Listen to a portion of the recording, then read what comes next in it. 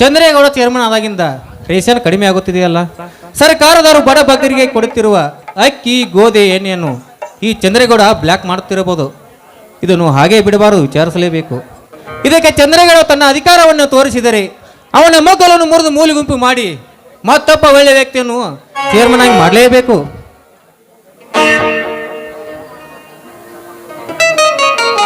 ಏನ್ ಮಾಡಬೇಕು?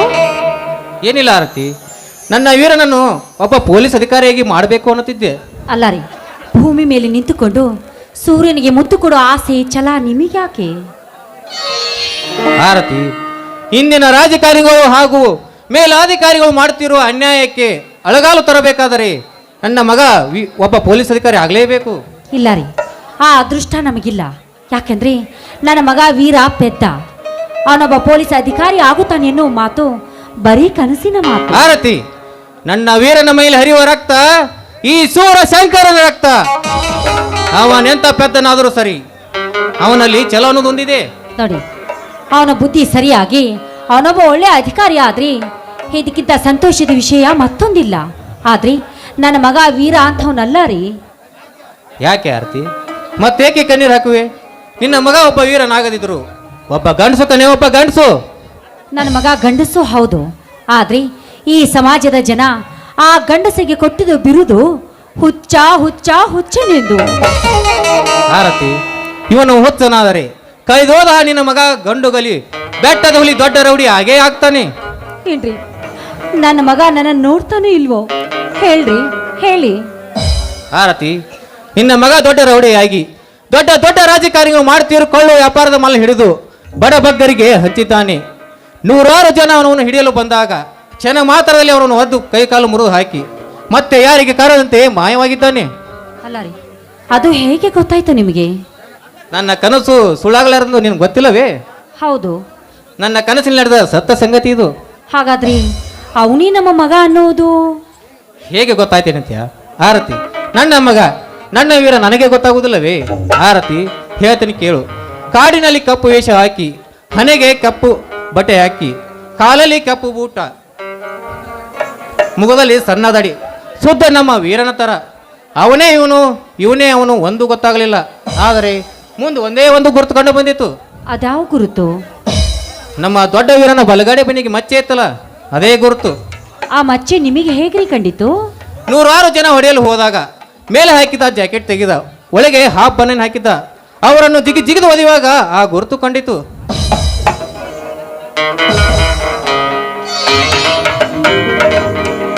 ಅಪ್ಪ, ಏನು ಕಂಡಿತಪ್ಪ, ಏನು ಕಂಡಿತು? ಅವಲೇ ನೀನಾದ್ರೆ ಹೇಳವ. ಅಪ್ಪಲೇ ನೀನಾದ್ರೆ ಹೇಳಪ್ಪ. ನಾನು ಏನು ಹೇಳೋದಿಲ್ಲ, ನಾ ಏನು ಓದ್ಸ. ನಾನು ನಿಮ್ಮ ಮಗನವರು ಹೌದಲ್ಲ? ನಾನು ಯಾರ ಮಗನು ಯಾರಿಗೆ ಗೊತ್ತು?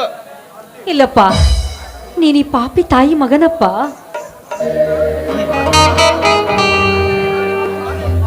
ಅಂದ್ರೆ ನಾನು ನಿಮ್ಮ ಅಪ್ಪನ? ಈ ಮನೆಗೆ ನಾನೇ ಯಜಮಾನ. ನೋಡಿದ್ರ, ಇವನು ಪೊಲೀಸ್ ಅಧಿಕಾರಿ ಆಗ್ತಾನಾ? ಏನ್ ನೋಡ್ಲಿ ಆರ್ತಿ, ಆ ದೇವರೇ ನಮ್ಮನ್ನು ಶಿಕ್ಷಿಸುವಾಗ ನಾನೇನು ನೋಡಲಿ? ಅದೆಲ್ಲ ನಮ್ಮ ವಿಧಿಯ ಬರ. ಹಾ, ನೀವಿಬ್ರು ಏನೇನು ಮಾತಾಡ್ತೀರಿ? ನಾ ಏನು ಬೇರೆಯವನ? ವೀರ, ಅದಿರಲಿ, ನೀನು ಊಟ ಮಾಡಿದೆಯಪ್ಪ? ಇನ್ನ ಮಾಡಿಲ್ಪ. ಯಾಕಪ್ಪ ವೀರ? ಏನ್ ಹೇಳು? ನಾನ ಇನ್ನ ಪ್ರವಾಸಕ್ಕ ಬೇಗ ಹೋಗಬೇಕಪ್ಪ. ಇಲ್ಲಪ್ಪ, ನೀನು ಹೋಗ್ಬಾರ್ದು. ನಾ ಹೋಗವಂದ್ರೆ ಹೋಗವನ. ಆರತಿ, ಹೋಲಿ ಬಿಡೆ. ಅಲ್ಲ ರೀ, ಅವನು ಮೊದ್ಲೇ ಪೆದ್ದ, ಮುಂದೆ ಏನಾದ್ರೂ ಹೆಚ್ಚು ಕಡಿಮೆ ಆದ್ರೆ? ನಾ ಪೆದ್ದಣ, ನೀನ ಪೆದ್ದೆ. ರೊಕ್ಕ ಕೊಡ್ದಕ್ಕೈತ ಪೆದ್ದೆ ಅಂತ ನೋಡಪ್ಪ. ಹೇಳಪ್ಪ ಈ ಪೆದ್ದಿಗೆ. ನನ್ನ ಅಪ್ಪ ರೊಕ್ಕ ಕೊಡ್ತಾನ, ನಿನ್ ರೊಕ್ಕ ಬೇಡ ನನಗ. ಆರತಿ, ಹೋಗ್ಲಿ ಬಿಡೆ, ಅವನೇನು ಸಣ್ಣ ಮಗು ಅಲ್ಲ.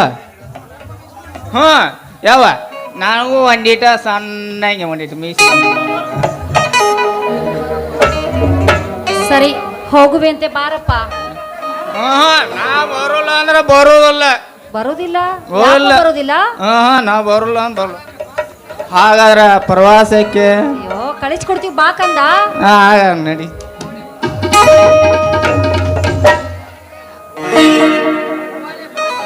ಅವ್ವ ನಿನಗ ಪ್ರವಾಸದಿಂದ ನಿನಗೇನು ತೊಗೊಂಬರ್ಲಿ? ನಿಮ್ಮ ಅವನಿಗೊಂದು ಗೊಂಬೆ ತಗೊಂಬಾಪ. ಅವ ಒಂದ ಗೊಂಬಿ ಅಪ್ಪ ಒಂದ ಚಂಡ, ಅವ್ವ ಒಂದ ಗೊಂಬಿ ಅಪ್ಪ ಒಂದ ಚಂಡ. ಸರಿ ಸರಿ ನಡ್ರಿ ಊಟ ಮಾಡೋರಂತೆ ರೀ. ನೀವು ಊಟ ಮಾಡ್ತೀರಿಲ್ಲ? ಏನ್ ಪಿಪಿ ತಂದ್ಮೇಲೆ ಪಿಪಿ ಊದಿ ಊಟ ಮಾಡ್ತೀರಿ? ಚಂಡ ಗಿಣಿ ಬೇಡಪ್ಪ, ನಿಮ್ಮ ಅಪ್ಪ ಒಂದು ಪಿಪಿ ತಗೊಂಬ. ಬೇಡ ಚಂಡ ತಗೋ. ಚಂಡ ತಗೊಂಬರವ. ನಿಮ್ಮ ಅಪ್ಪ ನಾನು ಸೇರಿ ಚಂಡ ಆಡ್ತೀವಳ ಬಾಕಂದ ಊಟ ಮಾಡೋಂತೆ ಬಾ. ಅಲ್ಲೇ ನಾವು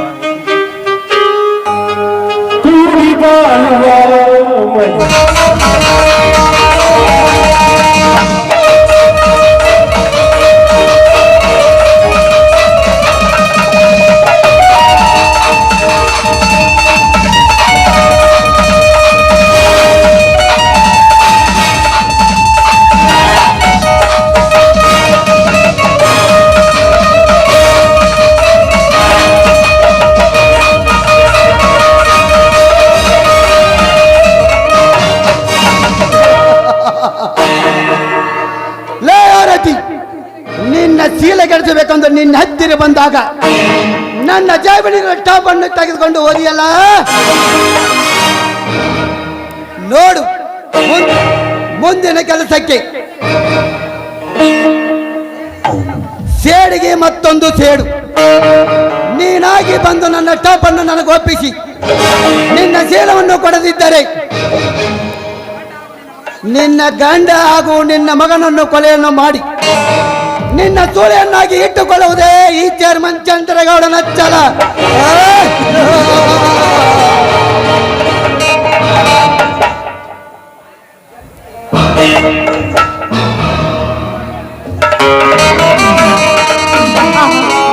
ಈ ಊರು ಎಷ್ಟೊಂದು ಸುಂದರವಾಗಿದೆಯಲ್ಲ.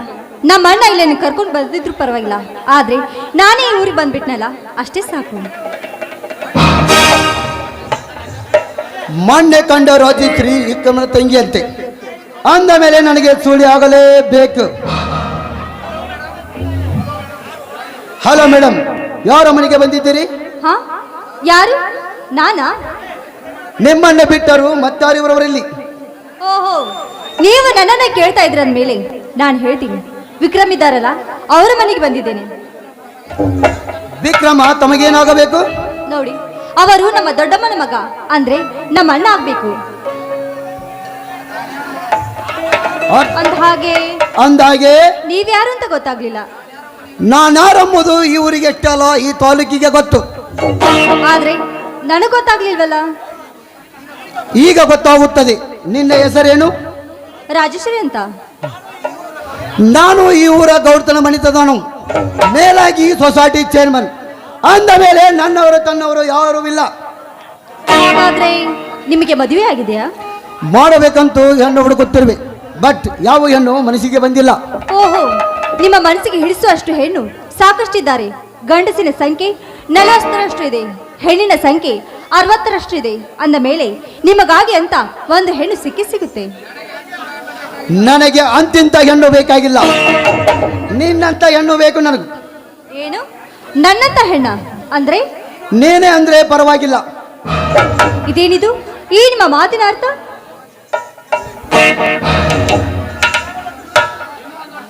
ಆರತಿ, ಇನ್ನೊಂದು ವರ್ಷ ಬೇಕೆ? ನಿನಗೋಸ್ಕರ 10 ವರ್ಷ ಕಾಯುವೆ. ನೋಡಿ, ನೀವು ಹೇಳ್ತಾ ಇರೋದು ನನಗೊಂದು ಅರ್ಥವೇ ಆಗ್ತಾ ಇಲ್ಲ. ರಾಜಶ್ರೀ, ನಿನ್ನಂತವಳು ನನ್ನಂತವಳನ್ನು ಮದುವೆ ಆಗಬೇಕೆಂದ ಮದುವೆ ಆಗಬಾರದಂತೆಯಾ?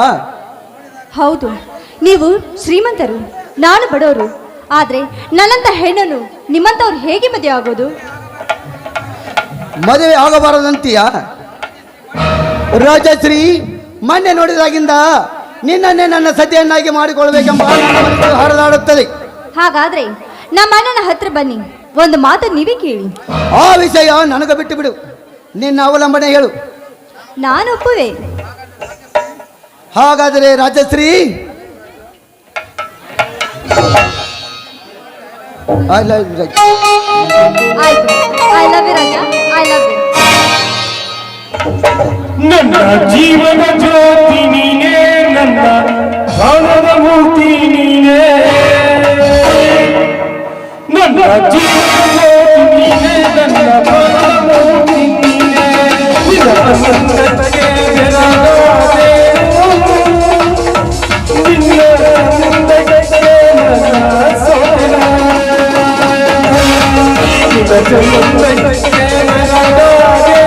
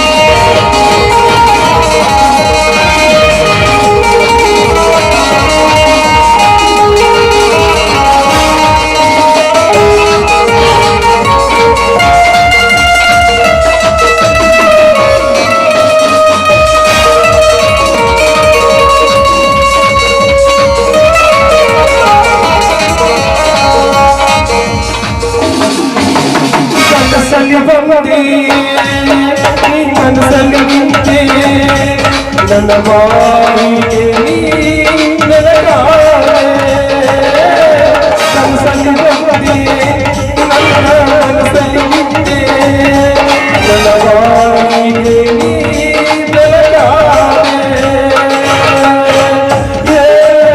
ಜನ್ಮದ ಜ್ಯೋತಿಯು ನೀನೆ, ಜೀವನದ ನೀನೆ, ರಾಧೆ ಕೃಷ್ಣ ಸುರಿಸುವ ಮಧುರಗಳ ಓ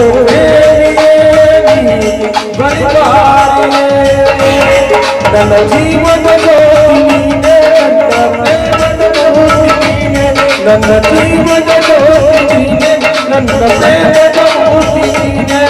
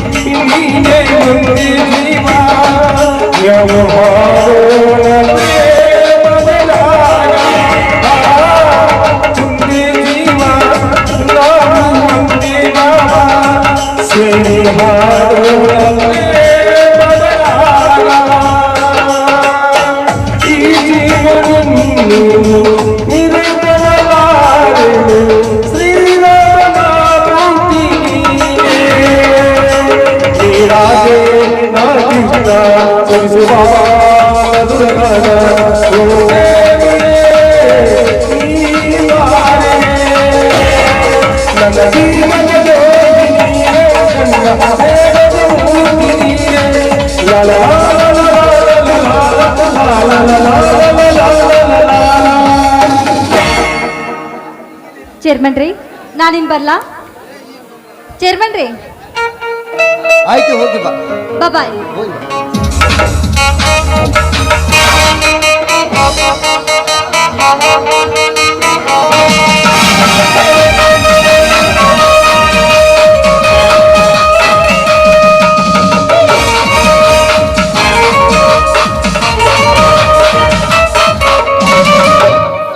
ಹೋಗು ಹೋಗು ಎಣ್ಣೆ ಹೋಗು, ಏನು ಅರಿದ ಮುದ್ದ ಬೋಲೆ ಎಣ್ಣೆ ಹೋಗು.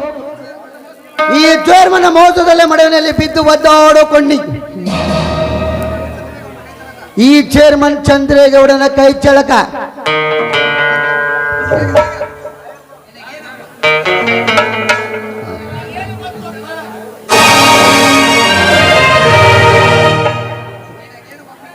ಈ ನಿನಗೇನು ಗೊತ್ತು ಚೇರ್ಮನ್ ಚಂದ್ರೇಗೌಡನ ಕೈ ಚಾಳ್ತಾನ